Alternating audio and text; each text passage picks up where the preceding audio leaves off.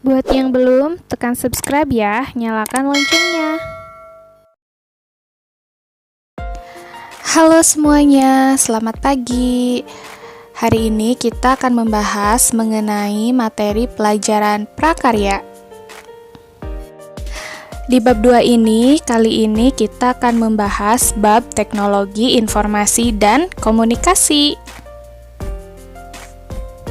Lalu bagaimana caranya orang pada zaman dulu melakukan komunikasi dan bertukar informasi? Ada yang tahu nggak? Ayo kita bahas sama-sama.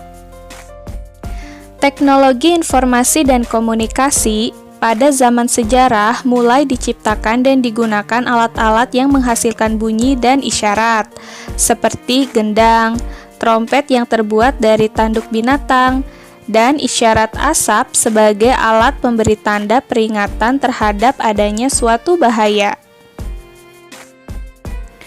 Perkembangan sistem informasi tersaji dalam periode-periode berikut: 3000 sebelum Masehi, 2900 sebelum Masehi, 500 sebelum Masehi, dan 150 sebelum Masehi.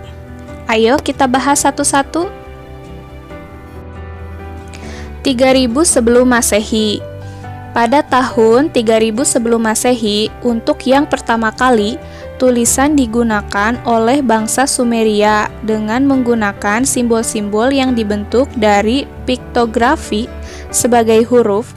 Simbol atau huruf-huruf ini juga mempunyai bentuk bunyi atau penyebutan yang berbeda sehingga mampu menjadi kata, kalimat, dan bahasa. 2900 sebelum Masehi. Pada 2900 sebelum Masehi, bangsa Mesir kuno menggunakan huruf hieroglif. Hieroglif merupakan bahasa simbol, di mana setiap ungkapan diwakili oleh simbol yang berbeda. Jika simbol-simbol tersebut digunakan menjadi satu rangkaian, akan menghasilkan sebuah arti yang berbeda. 500 sebelum Masehi. Pada tahun 500 sebelum Masehi, manusia sudah mengenal cara membuat serat dari pohon papirus yang tumbuh di sekitar Sungai Nil. Serat papirus dapat digunakan sebagai kertas. Kertas dari serat pohon papirus menjadi media untuk menulis atau media untuk menyampaikan informasi. Tahun 105 sebelum Masehi. Pada tahun 105 sebelum Masehi, pada masa ini, bangsa Cina berhasil menemukan kertas. Kertas yang ditemukan adalah kertas yang dikenal sekarang. Kertas ini dibuat dari serat bambu yang dihaluskan, disaring, dicuci, kemudian diratakan dan dikeringkan. Media penghantar komunikasi. Pada masa lalu, pada masa modern, apakah kalian tahu apa perbedaannya? Ayo kita simak sama-sama. Media penghantar komunikasi pada masa lalu. Kentongan. Kentongan berfungsi untuk memberi informasi kepada masyarakat bahwa telah atau akan terjadi sesuatu. Tanda atau kode yang digunakan berbeda-beda. Kentongan besar biasa disebut bedug. Daun lontar. Media yang digunakan untuk menulis surat adalah daun lontar. Selain itu, ada juga yang menggunakan kayu, bambu, tulang binatang, rotan, dan lempengan batu yang dikenal dengan nama prasasti. Lonceng. Lonceng atau genta adalah suatu peralatan sederhana yang digunakan untuk menciptakan bunyi. Lonceng juga banyak digunakan dalam peribadatan beberapa agama di dunia sebagai penanda waktu ibadah atau beberapa ritual. Burung merpati atau merpati pos adalah burung merpati yang dilatih untuk mengantarkan surat atau pesan. Nah, itulah sekilas media-media komunikasi yang digunakan pada masa lalu.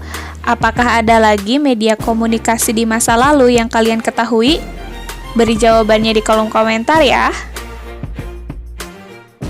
Nah, sekarang kita akan membahas media penghantar komunikasi pada masa modern. Surat kabar atau koran, kita bisa membacanya untuk mendapatkan informasi. Radio, kita bisa mendengarkannya untuk mendapatkan informasi. Televisi, kita bisa menontonnya untuk mendapatkan informasi. Faksimil atau fax adalah mesin peralatan komunikasi yang digunakan untuk mengirimkan dokumen dengan menggunakan suatu perangkat yang mampu beroperasi melalui jaringan telepon dengan hasil yang serupa dengan aslinya. Nah, itulah sekilas media komunikasi yang digunakan pada masa modern. Jadi di masa modern ini, jangkauan untuk penghantar komunikasinya itu lebih luas, lebih canggih, lebih mudah untuk orang-orang dapatkan informasinya dibandingkan dengan masa lampau. Dengan masa lampau itu, media-medianya cukup sederhana dan jangkauannya tidak begitu luas ya. Nah, itulah perkembangan zaman media komunikasi dari masa lampau ke masa modern. Mungkin ada media komunikasi di masa modern lagi yang kalian ketahui selain itu, bisa kalian jawab di kolom komentar ya. Terima kasih student, terima kasih sudah menonton videonya. Semoga bermanfaat.